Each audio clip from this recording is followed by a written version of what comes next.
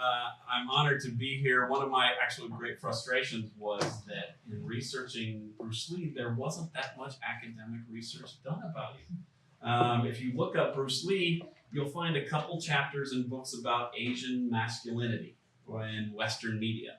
And he gets the chapter as the guy who reimagines it, as it were, in complicated and problematic ways. But not many people write about Bruce Lee the way I think of him as an important cultural figure.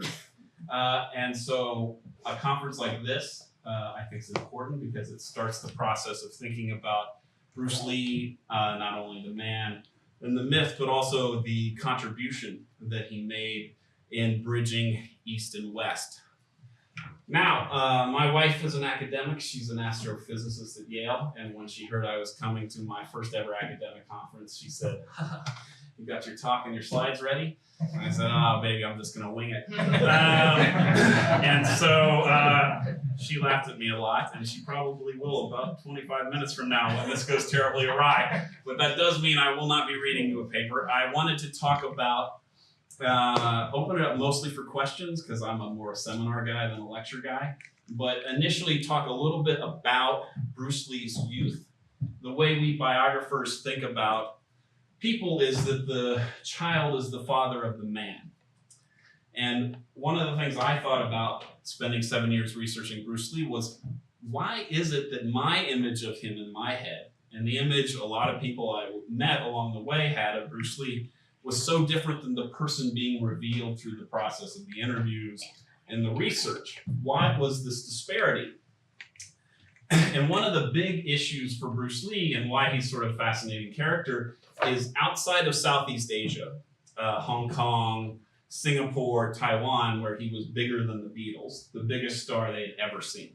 Outside of that small and the Mandarin circuit, outside of that area, Bruce Lee was almost completely unknown when he died.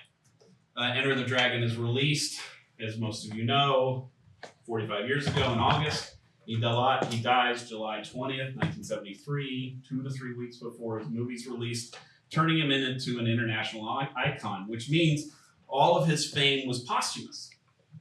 More importantly, that means that no one had any idea who Bruce Lee was outside of the movie as text. That's a figure us academics like to talk about. The medium is text, but in this case, it was true. Like if you wanted to know Bruce Lee, you just went and rewatched Enter the Dragon again because there was nothing else available.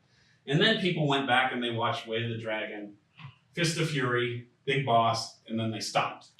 And so Bruce Lee became those 4 movies.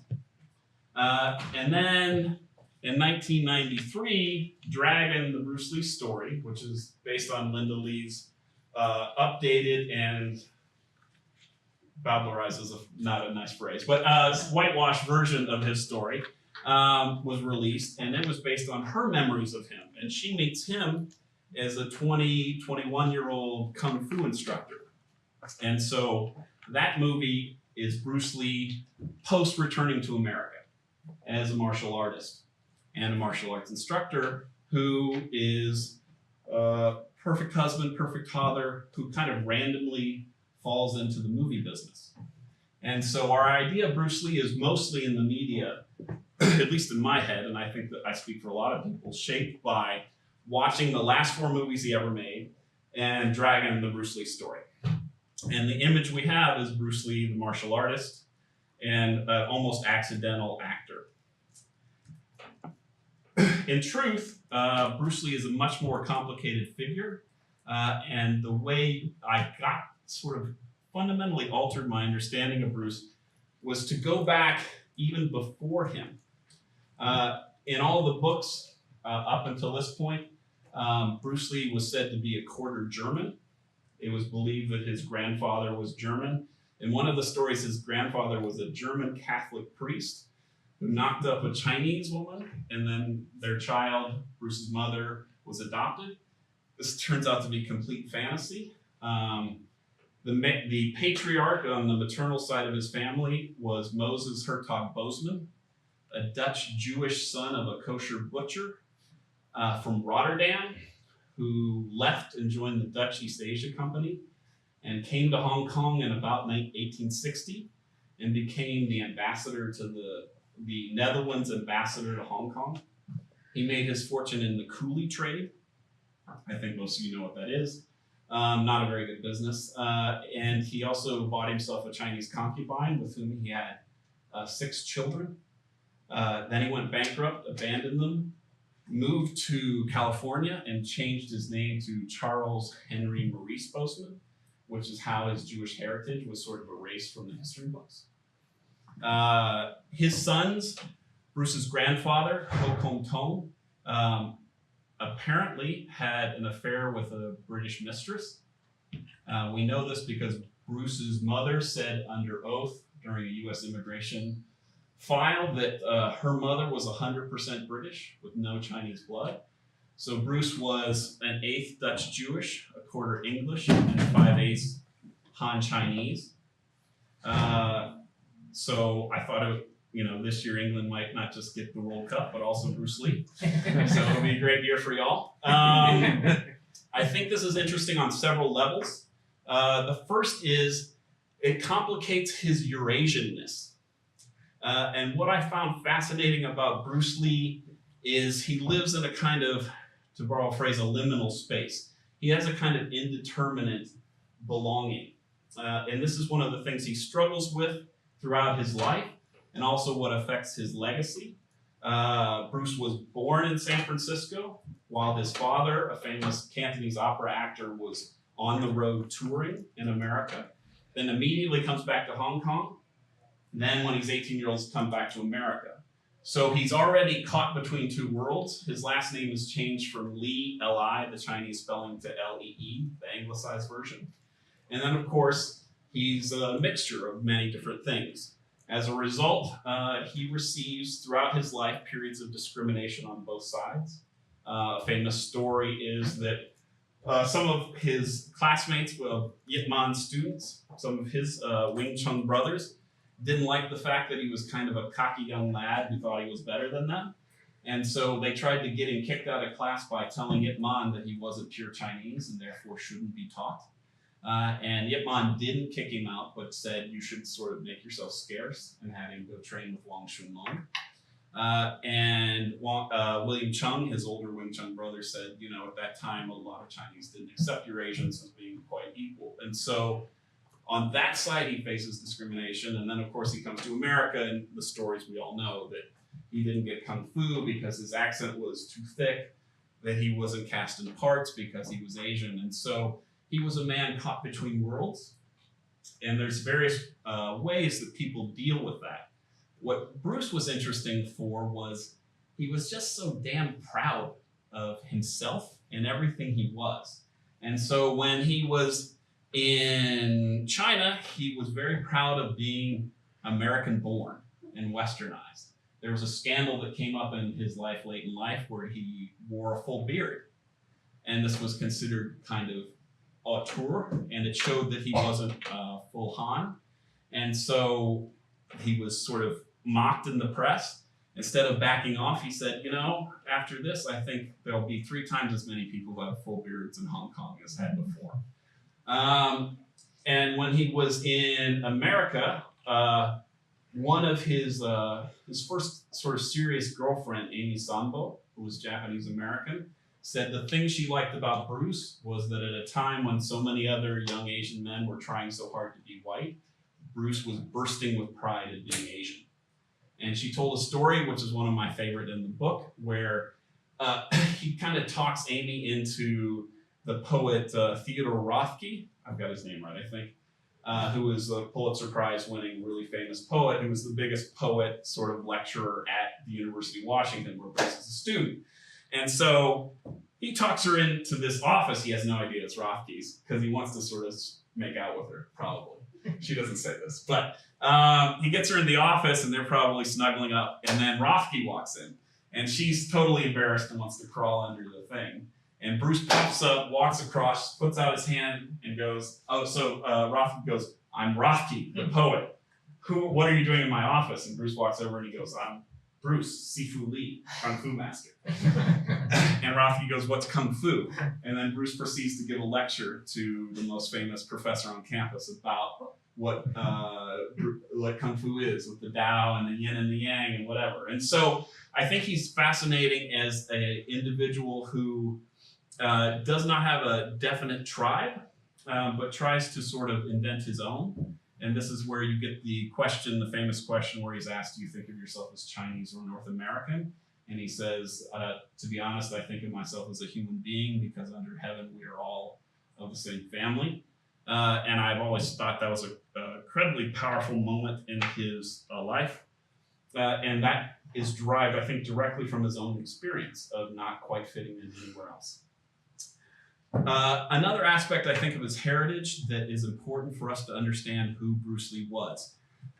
When Moses Hertog Boseman abandoned his children, their mother became the fourth concubine to a Chinese cattle merchant in order to protect her children, who had no sort of benefactor after their father abandoned them.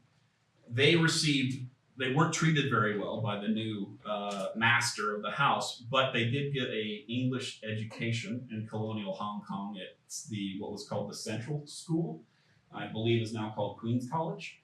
And this was key because, as mentioned earlier, in colonial Hong Kong, if you could speak English, if you had an English education, you had a great advantage.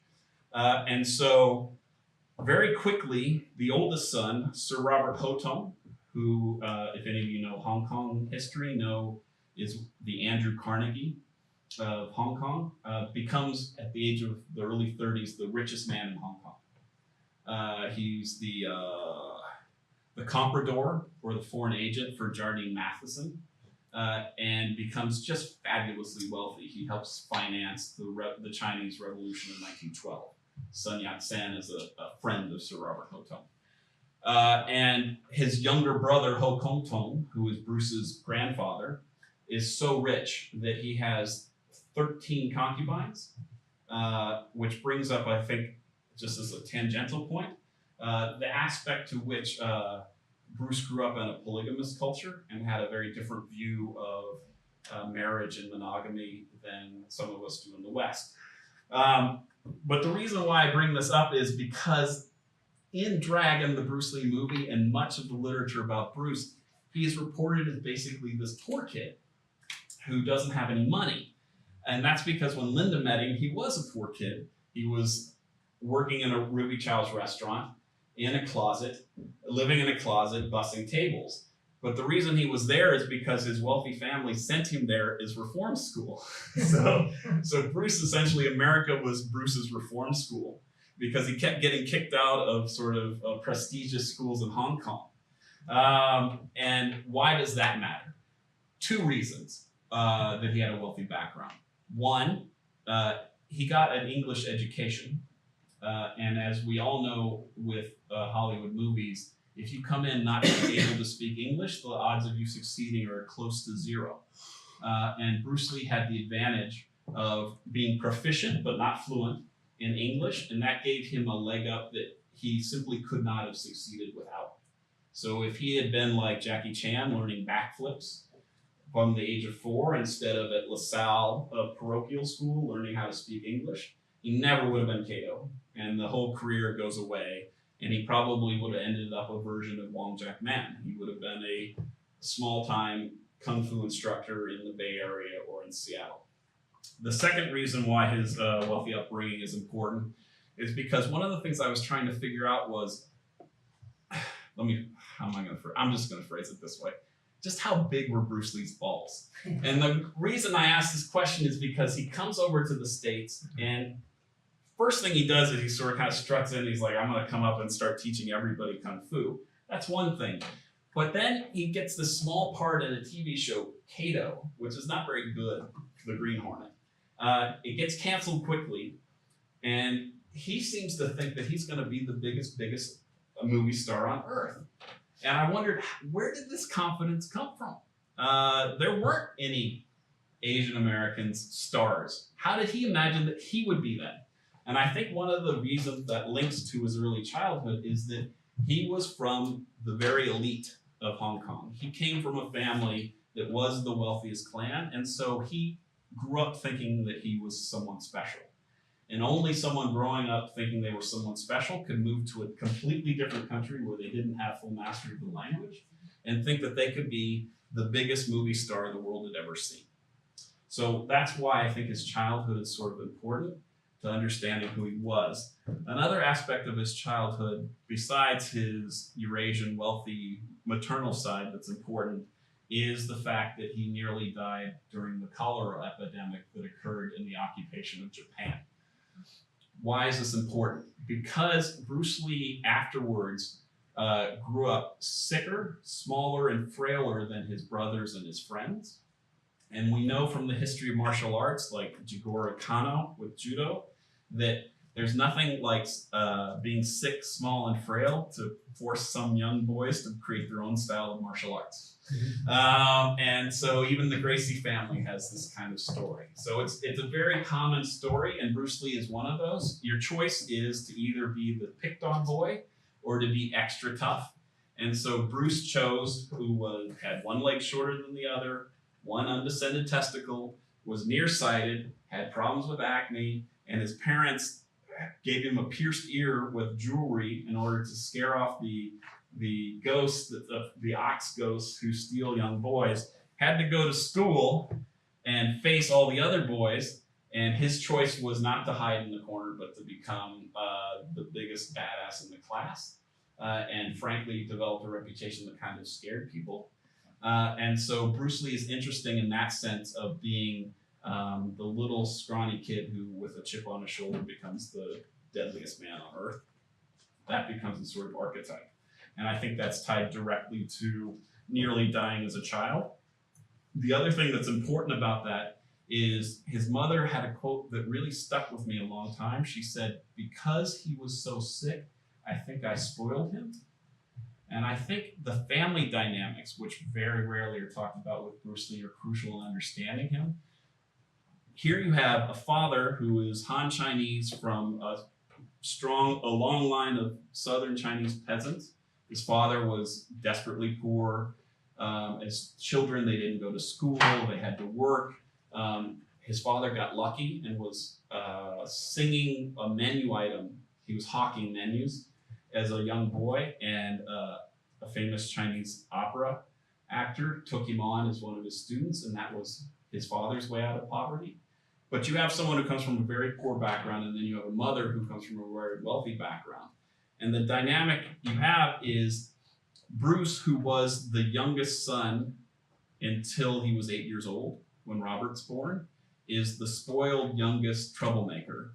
And his older brother, Peter, is the archetypal studious, diligent, introverted. He gets a PhD in physics and becomes a scientist. He's sort of like everything that you expect with the stereotype.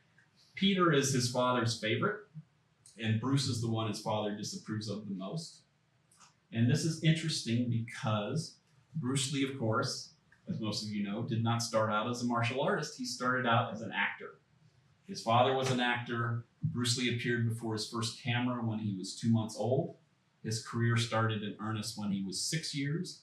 By the time he was 18, he had appeared in nearly 20 Cantonese films. None of them were kung fu flicks. And so one of the most powerful moments for me was the 2 weeks I spent in the Hong Kong film archives watching one after another black and white 1950s Cantonese melodramas where Bruce Lee is this street urchin, orphan, or he's the good kid but his father dies, and every sort of variation on the thing you can think of. But what you realize when you watch all those films is, my God, if you only watch the last 4, of course you think he's this kung fu master. But if you watch the first 20, then you see that there's an actor and an artist first who becomes a martial artist and then becomes a martial arts actor. But back to his father. I think that relationship is crucial. It's crucial for everyone, frankly. Sons and fathers, it's a long story. But having an actor father and having the disapproved of son going into the same profession, and then more importantly, the first film he gets when he's 6 years old, the proper film, is because his father brought him on set. And his father appears in the same movie with him. And so because his father's famous, they decided to give Bruce the stage name. His father's name is Li Ho Chun. And so they call him Little Li Hui Chun. So from the very beginning, he's under his father's shadow. The first time he breaks his father's shadow is when he's 10 years old, and he gets a movie that's called The Kid, or My Son Assam. That's his first leading role. And his father wasn't sure he wanted his son to be in a leading role. And I think there was a certain rivalry even then. And he was worried about his boy not becoming a serious student. He didn't want his children to be actors like he was. He considered that a kind of low profession. He wanted them to be professors, doctors, lawyers. But he gave him the part on the condition that he also get a part in the movie. And so Bruce was the star, and his father was one of the co-stars, slightly lower down. And then the movie does extremely well. Anybody who's watched it, you can see sort of Bruce is like very pugnacious and charming. It's the first time you see him do this in a film. You can see he rips open his shirt and pulls out a knife, and you can see a lot of moments that Bruce Lee later incorporated in this film. Afterwards, they want to make a sequel because it did really well. And his father doesn't allow Bruce to do this because Bruce is such a bad student that he's afraid that he will completely go off the rails. And so his father essentially crushes Bruce's hopes of being the Macaulay Culkin of Hong Kong, of being the next big child star.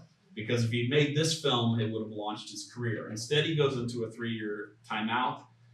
His father only allows him to go back into films by joining a socialist troupe of actors who only do ensemble films, in which Bruce will only play kind of minor roles, like 10 minutes in one movie, 20 minutes in another.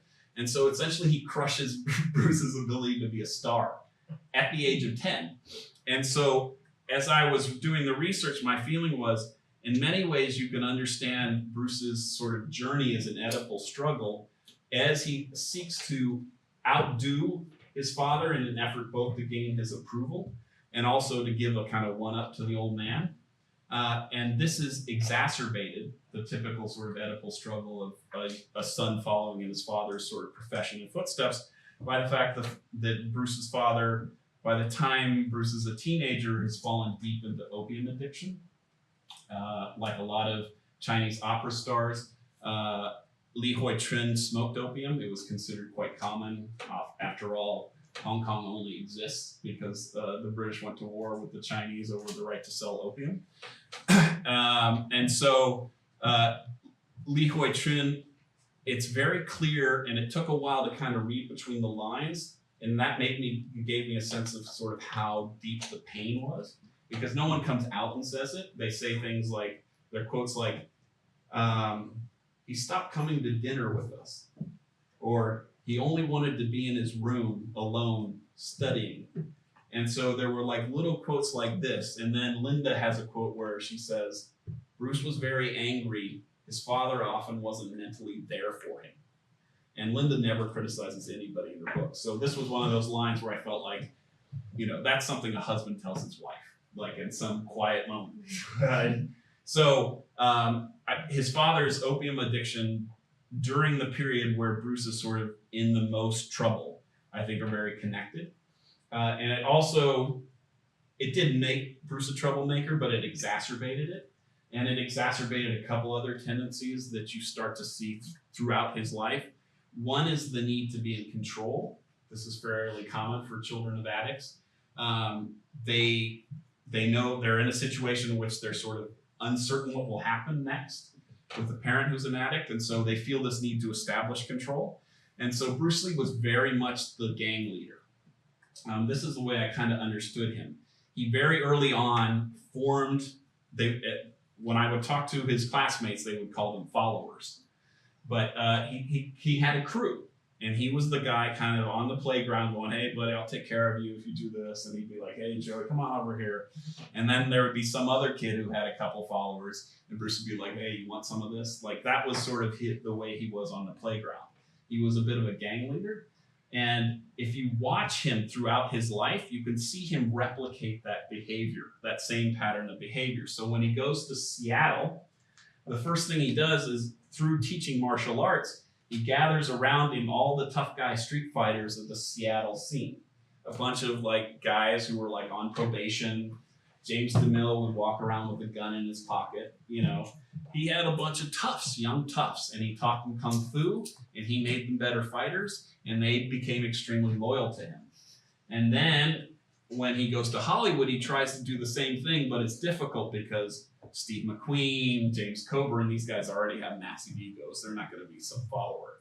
You don't really see this happen again until he gets to Hong Kong later in life and becomes sort of the gang leader of all the stuntmen.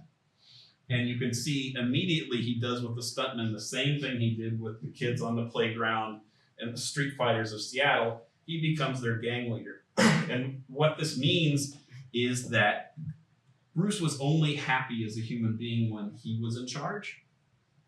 And he got extraordinarily angry when authority was put down upon him. And to me, authority always means the father figure, particularly in a patriarchy. And so you see it in a couple different ways. One, he was fervently an atheist.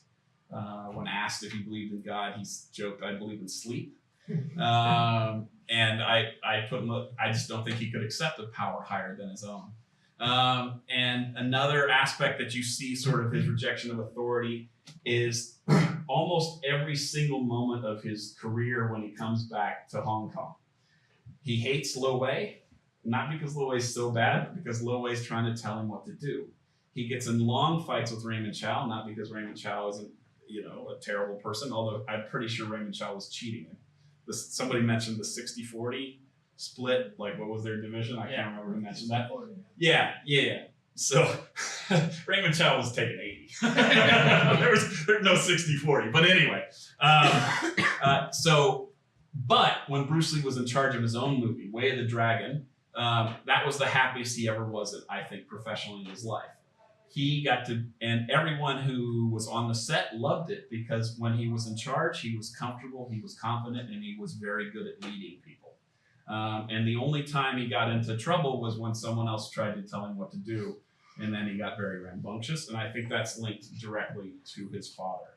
I want to open this up for questions, but one final thing I want to point out, it just kind of underline, which is there's no doubt that Bruce Lee is one of the greatest martial artists to ever live. He was also an absolutely killer, deadly street fighter.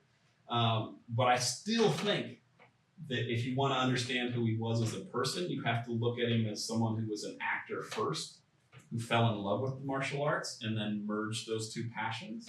Because one of the reasons he's successful on film is because he was able to give it, what was the phrase we were talking about at lunch? Emotional content. What you're taught as a martial artist is to never, especially as a fighter, is to never reveal pain or emotion.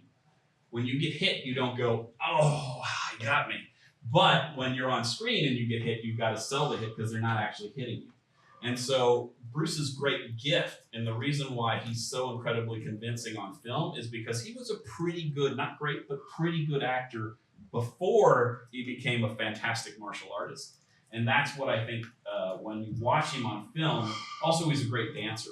And then I think there's people were talking about sort of the musicality of Bruce. He had a rhythm that was different from other martial artists, and he was able to kind of Grace Kelly, like, convey that on screen. So we can talk about that more in questions because I don't want to lecture at you the entire hour. But I think the way I understood Bruce and what sort of changed for me was when I went, he's driving a Porsche, he has a full-length mink coat, and he's smoking pot. Is that a martial artist? No, that's an actor. Oh, I get it, right? And I was like, oh, I get it. He's an actor who's got this obsession with martial arts. And that's how I was like, click. Now I can fit all the pieces and parts together. And what I think happened with a lot of people writing books is they came at it as Bruce Lee, the martial artist, and things that didn't fit just kind of out of the story. And so they weren't actually trying to clean up his image as much as trying to make it fit around an archetype that doesn't quite work for him. And that's why I think in many ways I was able to sort of look at Bruce Lee's all his different parts and make it sort of feel like a coherent whole. All right. I babbled on for much longer than I intended to. So let me open up for questions, and if people get bored, I'll tell you about my interview with Betty Ting Pei. All right.